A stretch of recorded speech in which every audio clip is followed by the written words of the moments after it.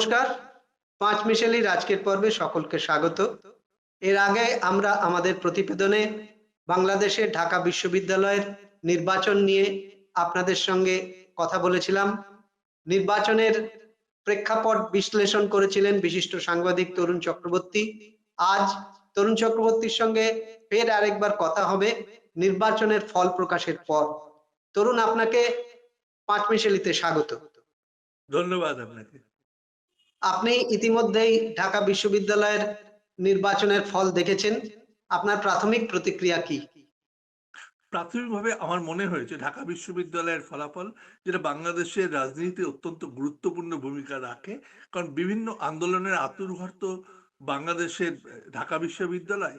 সেই বিশ্ববিদ্যালয়ের ফলাফলে দেখা গেছে মৌলবাদী শক্তি ব্যাপকভাবে সাফল্য লাভ করেছে। এটা বোধহয় কাঙ্ক্ষিত ছিল না বাংলাদেশের মুক্তিযোদ্ধা চেতনায় যারা বিশ্বাসী তাদের কাছে। জামাতের যে ছাত্র সংগঠন, ছাত্র শিবির এবারের নির্বাচনে, ছাত্র সংসদের নির্বাচনে বিপুলভাবে জয়লাভ করেছে।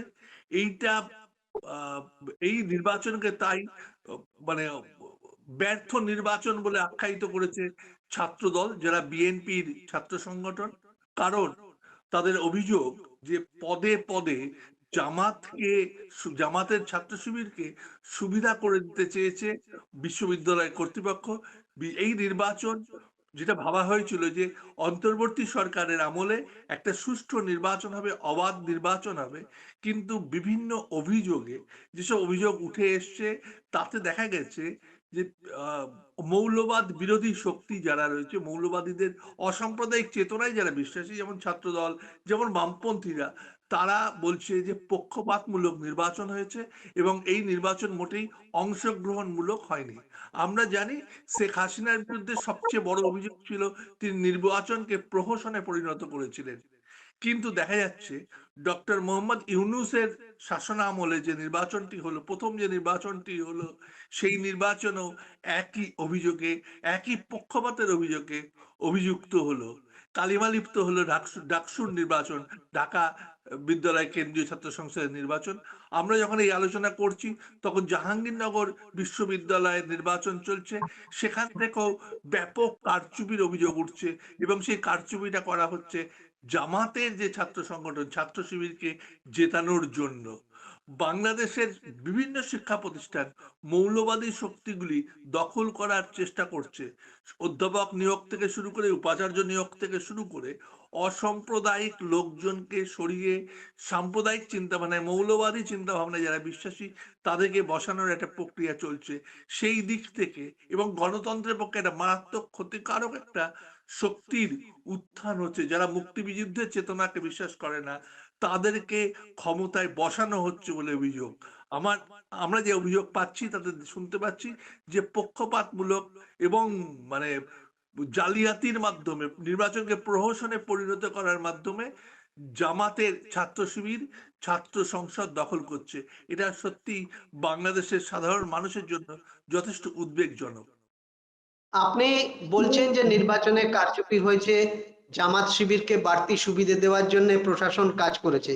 কিন্তু ভোটের সময় আমরা দেখেছি এই নির্বাচনে মহিলা ভোটারদের সংখ্যা একটা বড় সংখ্যায় ছিল।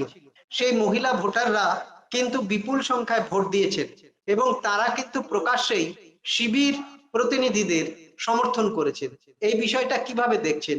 মহিলাদের ওপর এই মৌলবাদীদের আক্রমণ সবচেয়ে বেশি নেমে আসে, কিন্তু সেই মহিলা ছাত্রীরাই যেখানে শিবিরকে সমর্থন করছেন, তাদের হয়ে কথা বলছেন। এই বিষয়টাকে আপনি কিভাবে দেখছেন? দেখুন, বাংলাদেশের নারীরা অনেক বেশি, আমি বলবো, এগিয়েছিলেন সব বিষয়েই। সব বিষয়েই নারী শক্তির একটা ব্যাপক উত্থান আমরা অতীতে লক্ষ্য করেছি।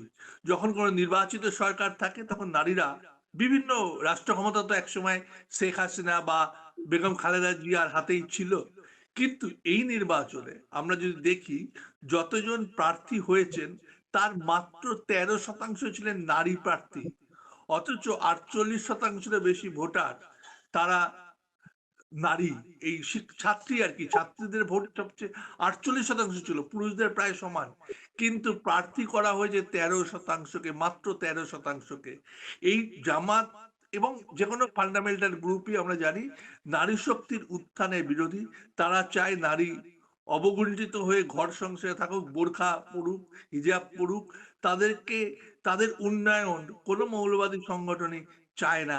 আমরা যেটা আশঙ্কা করছি, বাংলাদেশের এই ধরনের উত্থান তো চলছেই। বিভিন্ন জায়গায় মহিলাদের, নারীদের খেলাধুলার ক্ষেত্রে আপত্তি উঠেছে, বাজার করতে যেতে বারণ করছে মৌলবাদী শক্তিরা। এবার শিক্ষা প্রতিষ্ঠানেও সেই নারী বিদ্বেষ অত্যন্ত ভাবে প্রবল ভাবে দেখা গিয়েছে এবারের নির্বাচনে।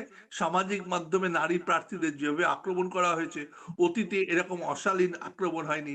প্রার্থীকে গণধর্ষণের অভিযোগ দেওয়া হয়েছে সামাজিক মাধ্যমের মাধ্যমে। এইটা কিন্তু অত্যন্ত চিন্তার। আপনি ঠিকই বলেছেন, নারীরা কেউ কেউ বলেছে, দেখুন যেখানে নারী বিদ্বেষ প্রকট হয় সেখানেও কিছু নারী মুখোশ এবং মুখ দুটো আলাদা হয়। হাতির দাঁত আমরা দেখতে পাই, সেটা একরকম, এটা দৃশ্যত, কিন্তু যে হাতির দাঁতের বাইরেও তো দাঁত আছে, সেগুলো আমরা দেখতে পাই না।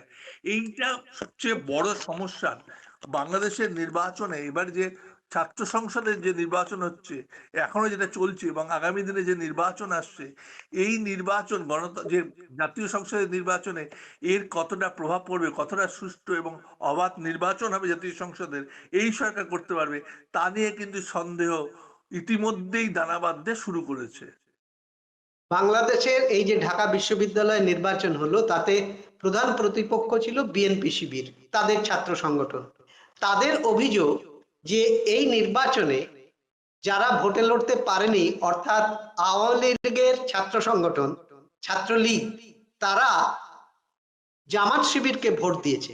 এই বিষয়ে আপনি কি বলেন? দেখুন, এইটা আমার কাছে একটু সন্দেহজনক মনে হয়েছে। পরাজয়ের অনেকগুলো কারণ থাকে। কারণ যারা আওয়ামী লীগের চেতনায় বিশ্বাসী, তারা আর যাই করুক জামাতকে ভোট দেবে বলে আমার মনে হয় না। তারা বিএনপি কে ভোট দিতে পারে, কারণ বিএনপি ও মুক্তিযুদ্ধের পক্ষের শক্তি। জামাত তো মুক্তিযুদ্ধের বিরোধী শক্তি বলেই পরিচিত। ফলে তাদেরকে ভোট দিয়েছে, এটা অত্যন্ত, আওয়ামী লীগ সমর্থকরা ভোট দিয়েছে বলে আমার মনে হয় না। আমার পরিচিত বন্ধু বান্ধব যাদের সঙ্গে সামাজিক মাধ্যমে আমার যোগাযোগ রয়েছে, বা হোয়াটসঅ্যাপে কথাও হয় আওয়ামী লীগের যেসব নেতৃত্ব, তারাও কিন্তু বলছে এটা অবাস্তব, এটা হতে পারে না। আওয়ামী লীগের চেতনায় বিশ্বাসীরা কেউ জামাতকে ভোট দেবে বলে তারা মনে করেন না। এবার বিএনপি কে আপনি এই হারাতে, কথাটা আপনি এই কথাটা বলছেন, কিন্তু আমরা যদি আমাদের পশ্চিমবঙ্গের রাজ্যের ভোটের উদাহরণ তুলে দেখি, তাহলে আমরা কি কোনোদিন ভেবেছিলাম বামপন্থীরা প্রচন্ড মৌলবাদী শক্তি বলে আমাদের দেশে পরিচিতদেরকে ভোট দেবে? কিন্তু সেটাও তো অভিযোগ উঠেছে, বামের ভোট রামে গেছে। ফলে বাংলাদেশে সেই ঘটনা ঘটবে না, এটা জোর দিয়ে কি বলা যায়? এখানে একটা পরিপ্রেক্ষিত কিন্তু আলাদা। বাংলাদেশে একটা অভ্যুত্থানের মাধ্যমে সরকার বদল হয়েছে। বাংলাদেশের স্বাধীনতা এসছে রক্তক্ষয়ী সংঘর্ষের মাধ্যমে। ফলে সেই চেতনা বাংলাদেশের মধ্যে রয়েছে এবং রাজাকার আলবদররা এখনো চিহ্নিত শত্রু। আমাদের দেশে বিজেপি সাম্প্রদায়িক শক্তি হলেও অতটা চিহ্নিত নয়, অতটা সেই লড়াইটা হয়নি যে লড়াইটা ৭১-এ বাংলাদেশে লক্ষ্য করেছে, বা গত বছর জুলাই মাসে যে গণ অভ্যুত্থানের মাধ্যমে একটা সরকার পতন ঘটানো হয়েছে। বাংলাদেশের যে অ্যাগ্রেসিভনেসটা বাংলাদেশের রাজনীতিতে আমি লক্ষ্য করেছি, পশ্চিমবঙ্গের সেই অ্যাগ্রেসিভনেসটা কিন্তু আমি বহুকাল দেখিনি। আমি জানি না এর কারণ অন্য কিছু হতে পারে, এটা অ্যানথ্রোপলজির লোকজনরা বলতে পারবেন, কিন্তু এইটা বলতে পারি, বামের ভোট রামে গেলেও বা রামের ভোট বামে এলেও বাংলাদেশে এটা হওয়া অতটা সহজ নয়। কারণ বাংলাদেশের বড় অংশের মানুষের আত্মত্যাগ অতীতেও ছিল, এখনো আত্মত্যাগ হচ্ছে। আমার ভাইয়ের রক্তে রাঙা ২১শে ফেব্রুয়ারি যেমন বাঙালি ভুলতে পারে না, ওপারে বাঙালি কিছুতেই ভুলতে পারে না। ফলে মুক্তিযুদ্ধের চেতনার বিরোধীদের আওয়ামী লীগের কর্মীরা ভোট দেবে বলে আমার মনে হয় না। যদি কেউ দিয়ে থাকে তারা আওয়ামী লীগের চেতনায় বিশ্বাস হয়। বাংলাদেশে এই যে ঢাকা বিশ্ববিদ্যালয় নির্বাচন এবং এখন সারা দেশেই যে সমস্ত বিশ্ববিদ্যালয় আছে সেই নির্বাচনগুলো শুরু হয়ে গেছে, এই নির্বাচনের পর দেশের যে সাধারণ নির্বাচন হবে, তার কি একটা ইঙ্গিত পাওয়া যাবে এই ভোটের ফলাফল থেকে? অবশ্যই, কারণ বাংলাদেশের ছাত্র রাজনীতি জাতীয় রাজনীতিকে দিশা দেখায়। কিন্তু যেহেতু স্বচ্ছ নির্বাচন হয়নি বলে অভিযোগ, তাই জাতীয় নির্বাচন কি হবে এটা বলা মুশকিল। বাংলাদেশ বহুকাল নিরপেক্ষ এবং স্বচ্ছ অবাধ নির্বাচন দেখেনি, এটা বাস্তবতা। এই ডাকসু নির্বাচনে যেটা আশা করা হয়েছিল সেটাও কিন্তু হয়নি বলেই আমার ধারণা। বিভিন্ন ছাত্র নেতারা যা বক্তব্য দিচ্ছেন এবং বামপন্থী বিএনপি ছাত্র নেতাদের বক্তব্য থেকে এই জিনিসটা পরিষ্কার হচ্ছে যে পক্ষপাতমূলক নির্বাচন হয়েছে। ফলে জাতীয় নির্বাচনও কি এরকম হবে সেইটা কিন্তু একটা বড় প্রশ্ন রয়ে গেল। ফলে চিন্তা বাড়ছে এবং আদৌ জাতীয় নির্বাচন কবে হবে, হবে কি হবে না তা নিয়ে তো সন্দেহ রয়েছেই। কারণ বিএনপি দ্রুত নির্বাচন চেয়ে আসছে বহুকাল ধরে। অন্তর্বর্তী সরকারের প্রধান ডক্টর ইউনূস বলেছেন ফেব্রুয়ারিতে হবে, নির্বাচন কমিশনও তাই বলেছে। কিন্তু জামাত এবং এনসিপির বৈষম্য বিরোধী ছাত্র আন্দোলনের মাধ্যমে যে সংগঠনটি উত্থান, বাংলাদেশ জাতীয় নাগরিক পার্টি বা এনসিপি, তারা কিন্তু এখনো ভোটের জন্য প্রস্তুত নয়, বাংলাদেশ প্রস্তুত নয়। তারা নির্বাচনের বিরোধিতা করে বলে আসছে আগে সংস্কার, আগে জুলাই অপরাধীদের বিচার, তারপর নির্বাচন। এবং শুধু জাতীয় সংসদের নির্বাচনের আগে তারা গণভোট বা অন্যান্য যে স্বশাসিত পর্ষদ আছে তার ভোটের দাবিও তুলছে। ফলে নির্বাচন কখন হবে, নির্বাচনে কতটা অবাধ হবে, কতটা সুষ্ঠু, অনেক প্রশ্ন জড়িয়ে রয়েছে। আপাতত বলা যেতে পারে ঢাকা বিশ্ববিদ্যালয়ের নির্বাচন, এই নির্বাচনের ফলাফল বাংলাদেশের সুষ্ঠু, অবাধ এবং সক্রিয় গণতন্ত্রের পক্ষে একটা বড় থ্রেট বলেই মনে হচ্ছে। এবং মনে হচ্ছে এই নির্বাচনের ফলাফলে মৌলবাদীরা উৎসাহিত হবে, হতাশ হবেন ধর্মনিরপেক্ষতার আদর্শে বিশ্বাসী বাংলাদেশের সাধারণ মানুষ। তরুণ, আপনাকে অনেক ধন্যবাদ। আপনি যেভাবে বাংলাদেশের বর্তমান পরিস্থিতি ব্যাখ্যা করলেন, আগামী দিনে আরো অন্যান্য বিষয় নিয়ে আলোচনা করব। আজকের মতো অনুষ্ঠান শেষ করছি। নমস্কার। নমস্কার।